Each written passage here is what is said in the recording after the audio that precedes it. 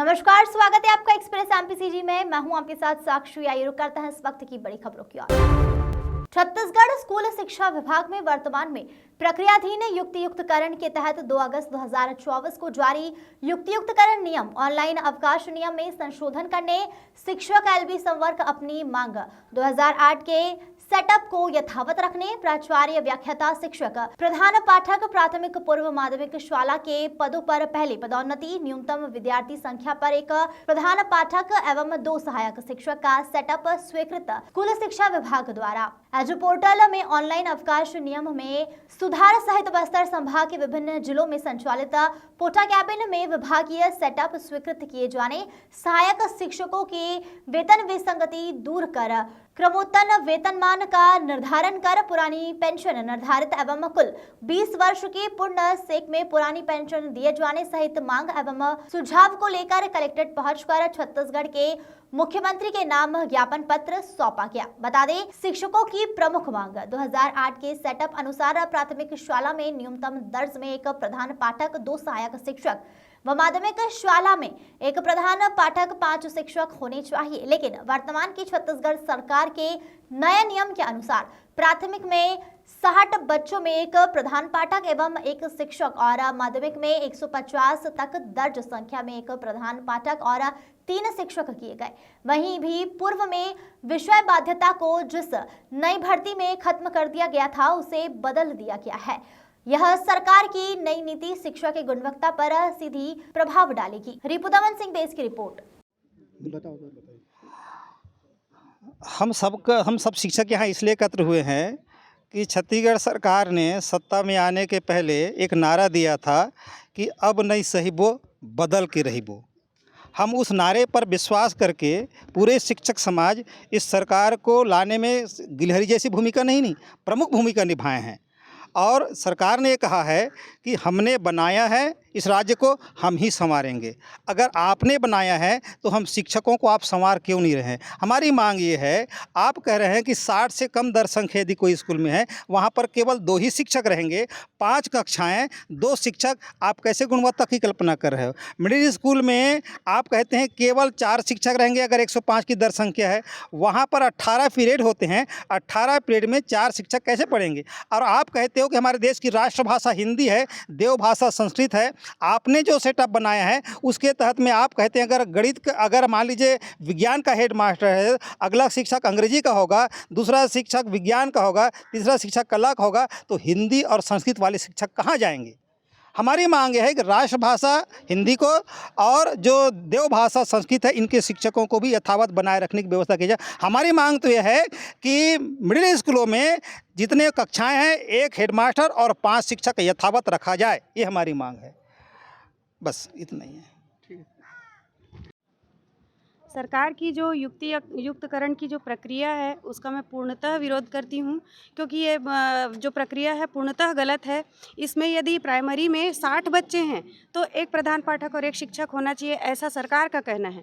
लेकिन यदि 1 प्रधान पाठक होगा और 1 शिक्षक होगा तो 1 शिक्षक प्रधान पाठक तो दिन भर अपने कार्यों में लगा रहेगा, क्योंकि 100 प्रकार के काम हैं, आप सभी जानते हैं।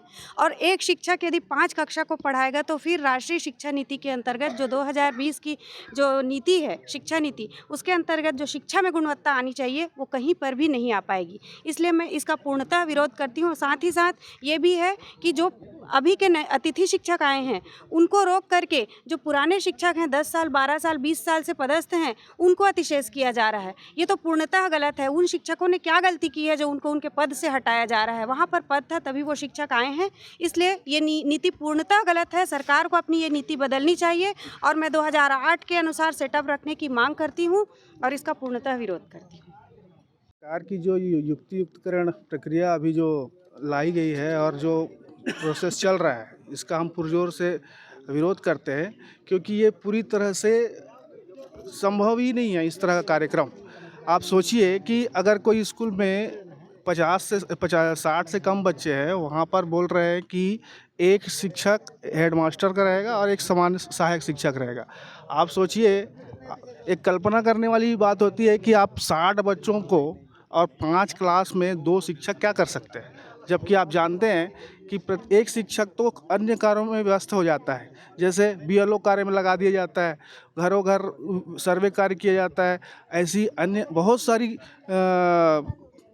शिक्षा के इतर दूसरी जो गतिविधि होती है उसमें शिक्षक इन्वॉल्व कर दिया जाता है। अब एक हेडमास्टर पूरे 5 क्लास को कैसे मैनेज करेगा, यही हमारी सबसे बड़ी समस्या है।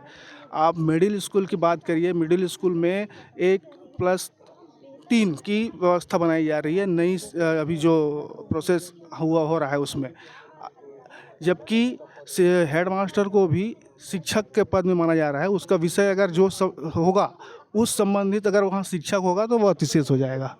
105 से कम अगर संख्या है तो 1+3, 1 हेडमास्टर और 3 यूडीटी रहेंगे वहाँ पे, और कुल क्लास होती है, कुल विषय होते हैं 6। तो इस तरह से आप देखेंगे तो ये सरकार की बहुत बड़ी षड्यंत्र है ताकि उनको नई भर्ती ना करना पड़े। जो विधानसभा में मुख्यमंत्री ने भी कहा था कि 57,000 पोस्ट नई भर्ती की जाएगी। अब यहाँ पर शिक्षकों को कम करके दूसरे जगहों में मर्ज कर दिया जा रहा है, तो ऐसे में नई भर्ती कहाँ से होगी। मैं कहा जा रहा है कि यहाँ अभी जो है स्कूलों की मर्ज हो रही है, टीचरों की नहीं हो रही है। स्कूलों के मर्ज के बाद स्कूलों का मर्जीकरण हो गया, अब शिक्षकों की बारी है। जिन स्कूलों का मर्ज हुआ है उनमें वहाँ शिक्षक नहीं रहेंगे, वहाँ के शिक्षक हटेंगे, तो उन शिक्षकों का होगा पहले। उसके बाद ऐसे शिक्षक जहाँ पर सेटअप जो बनाया गया है 1+3 और 1+1, उससे ज़्यादा जहाँ शिक्षक होंगे रहे हैं उनको हटाया जाएगा। मैं मीडिया के माध्यम से शासन से ये पूछना चाहती हूँ कि अभी जो युक्तिकरण का जो नियम लागू कर रहे हैं शासन, वो क्या सही है? क्या शासन जो है वो बच्चों को शिक्षा देना नहीं चाहती है, अच्छे से बेहतर शिक्षा देना नहीं चाहती है, कि केवल साक्षर बनाना चाहती है? क्योंकि जो अभी नियम लागू कर रहे हैं उससे बच्चे केवल साक्षर ही होंगे, वो एकदम शिक्षित नहीं हो पाएंगे, उनको बेहतर शिक्षा बिल्कुल नहीं मिल पाएगी। जैसा कि शिक्षा नीति के तहत उम्मीद किया जा रहा है वो शिक्षा उनको नहीं मिल पाएगी।